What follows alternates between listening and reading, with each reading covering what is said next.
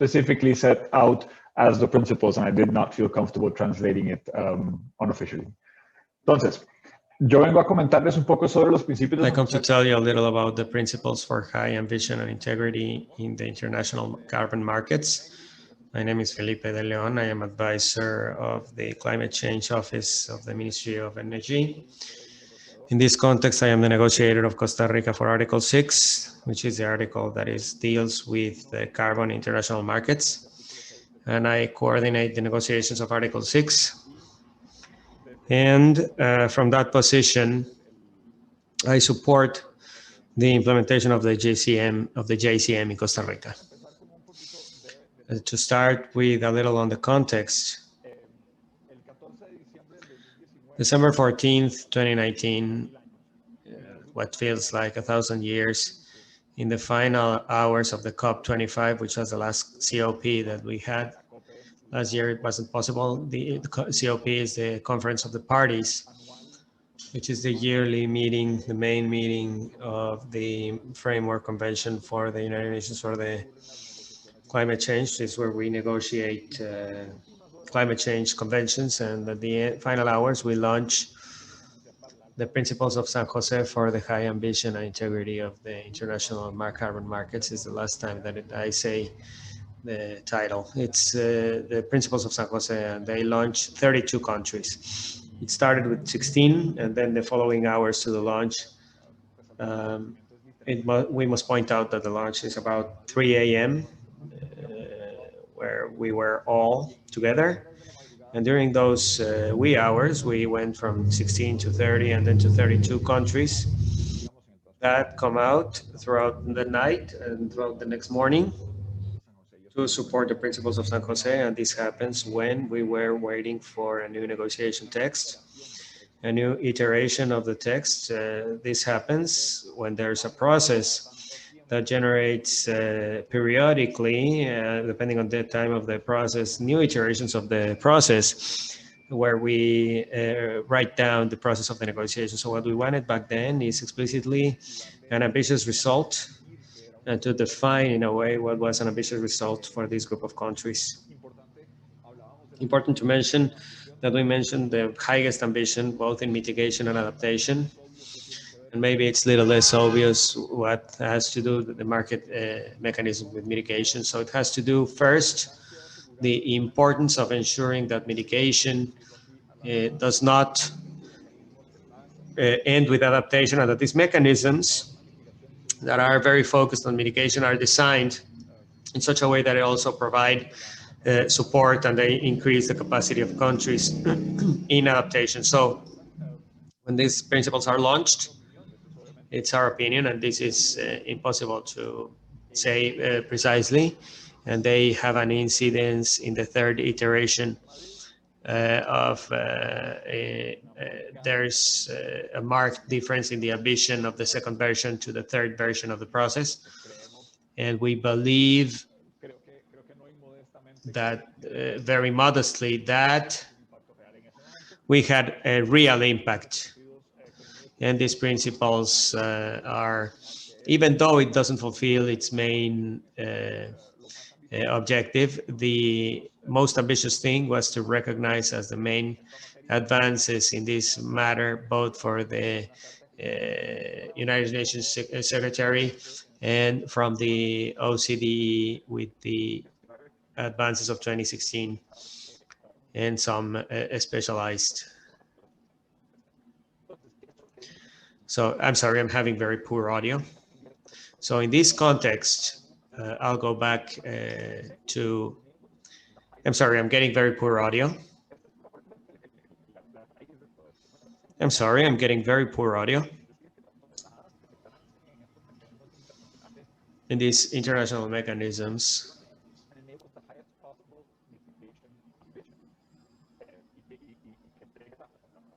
I'm sorry, I'm getting very poor audio. I am sorry. Felipe, poor audio, like you can't hear yourself?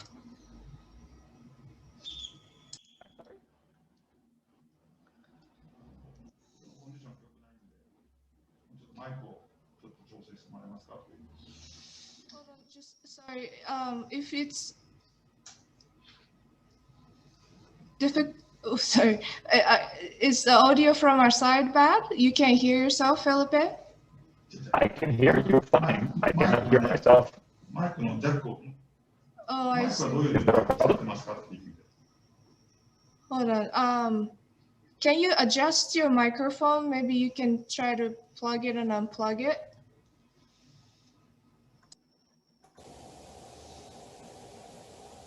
Yeah, is this any better? Oh yes, this is better. Thank you. Sorry, we could, your voice was a little choppy, so I had to interrupt. Sorry about that. Go ahead. No problem at all. Thank you for letting me know. El segundo. Entonces, I'm sorry, but it's very bad audio for the interpretation. Pasando de los enfoques para acelerar la reducción de gases. This goes to what we are intending to do. The exchanges of emissions and the mechanisms historically have been what we could call a game of sum zero, that I reduce emissions on one side. I'm sorry, the audio is very, very poor. I'm sorry. To compensate emissions, and this was by definition in the environment of the to really accomplish the objectives of temperature. It's important to leave this logic of sum zero and to have mechanisms so that this exchange of market can generate reductions that the atmosphere can see. The use of units, 20 units in the Protocol of Kyoto, and any other reduction towards the agreement of countries. What does this mean? That we base our practice, everything that has to do with climate action, it's based strictly entirely on the best applicable science. So it's at this time and the moment when we gather the principles, that was the report on the 1.5 degrees, and all the calculations, all the estimations that are made there start with the estimate of emissions to 2020. This means that the all reductions of emissions that have happened before 2020 were incorporated in the calculation, in the estimation of the budget of emissions that are provided by the report of EPC of 1.5. So if we use reductions of emissions pre-2020, the more they are strictly talking completely additional, completely full, because of the accounting closing starts in 2020 and on, they are not useful to reduce emissions in the post-2020 period. If we are talking about emissions that happen after 2020, the reduction of emissions to compensate those possible re-emissions have to be in the post-2020 period to be in the same framework.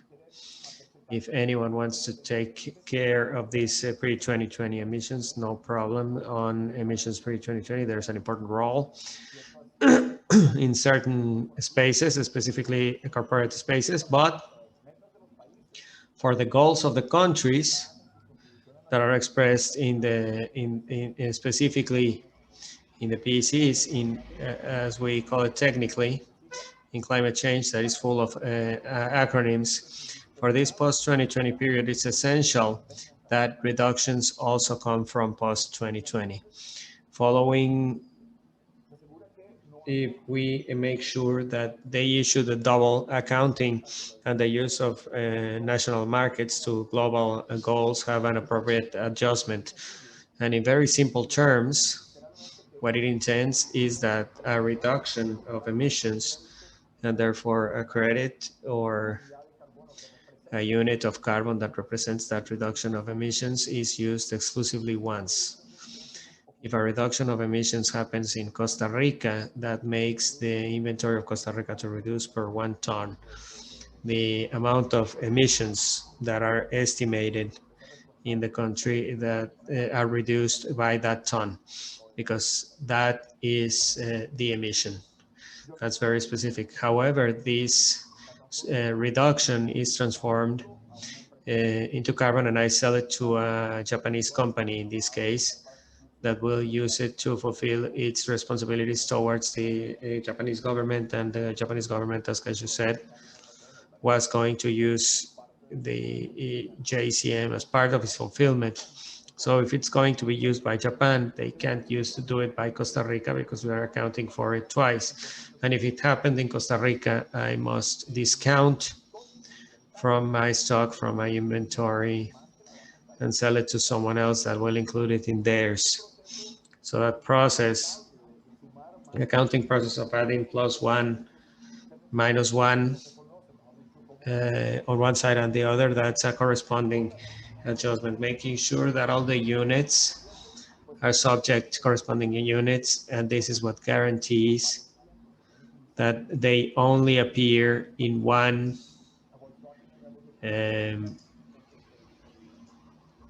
so this avoids the emissions.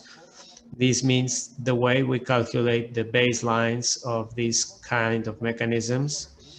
And in the end of the day, what it says is that we can't make investments that reduce part of the emissions that we have to reduce if we're guarantees that we can't continue reducing. For example, if I have a plant that generates carbon, 100 tons of emissions, to use a round number, let's say that I can change that carbon plant to a natural gas plant, methane, at the end of the day. And this reduces the emissions of such plant from 100 to 50.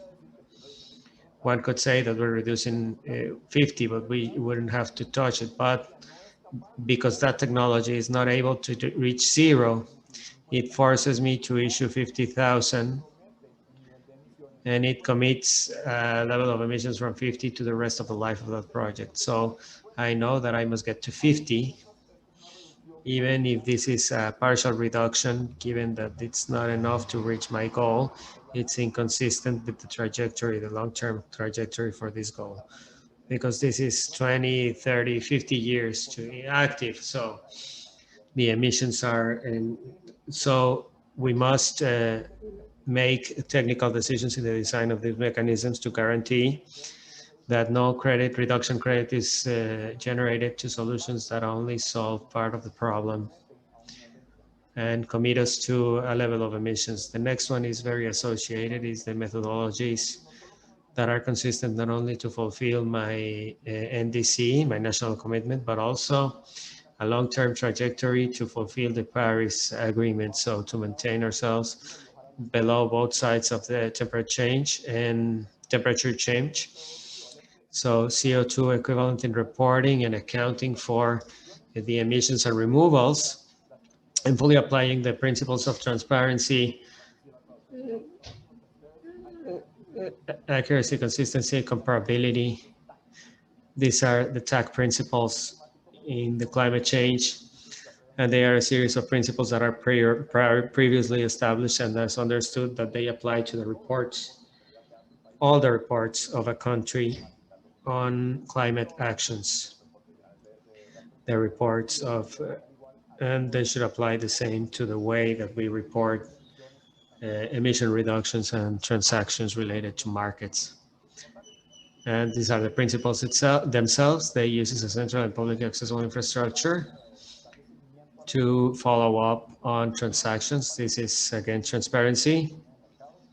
This is not that under the Agreement of Paris, there could be any amount of bilateral and multilateral spaces. And in these transactions, it's important to have one single place where all of this is collected and analyzed, so that, again, we ensure that there's integrity in the market, that there's a robust accounting and the reductions are actually happening. Making sure of incentives and supports every parties to the progression of the goals of all the economy. There are some countries that have goals that only part of their economy in reductions.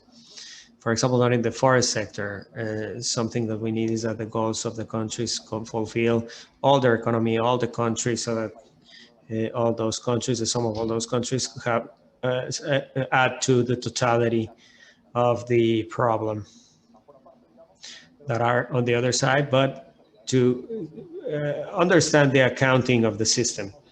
these mechanisms, so that these mechanisms don't become perverse and that they can become against us. Contribute to a quantifiable and predictable financial resources to be used by developing countries. As we mentioned before, the importance of guaranteeing that high ambition and adaptation, and that it's impossible to have mitigation in a country that is being impacted by climate change. And therefore, we must guarantee that this system, that is social justice and international justice, to also provide adaptation and finally recognize the importance of capacity building to enable the widest possible participation. As you know, if you are in this webinar, this is difficult to do. This is technically complex, so therefore it's important to create capacities for development so that we can participate in our mechanisms in a successful way. These are additional principles to recognize the importance of principles. This is the full text of the letter.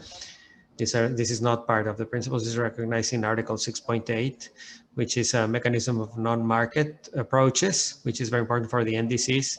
And it's an open invitation to other countries to support the principles, to support the ambition and methane integrity. This is more or less the framework of what we consider would be necessary for a successful implementation of the market instruments. With this is my final slide. October 30, 2020, we launched officially a coalition of the principles of San Jose with the purpose of pushing and shared necessary and understanding to create a result. This is recognizing the pandemic has paralyzed the advance of the progress of our international organizations in climate change, but very specifically in these topics related to carbon markets. The coalition remains as a place of meeting for the countries that support the principles and that want to find ways in this period, in this pause, unplanned pause, to continue moving forward in this agenda and supporting the British presidency of the COP26, which is one of the countries that one of the countries that supports the Article 6 in the COP26. We are continuing working in this forum of the coalition. We have monthly meetings and we have sporadic meetings, informal meetings related to specific topics that we're working on. And I'm very proud to say that first, those work groups were launched to try to incorporate an additional series of principles that have to do with a just transition of human rights, specifically the importance of rights and the rights of the communities and the Afro-descending communities. And this is from the principle, obviously, and given that we can go back in time and solve and fix it back then, but we must fix it now. And we'll be adding new principles that discuss these topics and that incorporate a focus of just transition and social justice in markets. And that's one side. And the other, at a more specific level of Costa Rica, we presented last year our contribution where Costa Rica expresses commitments to the international community with the support of the COP of Paris. And amongst them is to apply the principles of San Jose in all the transactions of carbon gases where we participate, announcing that in 2021 we already began formal conversations in that way. This is from the convention. Some time ago I had conversations with my friend Cassius to start informally to understand what this would entail for the GCM. But it's very true for the other mechanisms of Costa Rica. If we say these are the principles, it's essential that they are reflected in the practice of Costa Rica in international carbon markets. Thank you very much.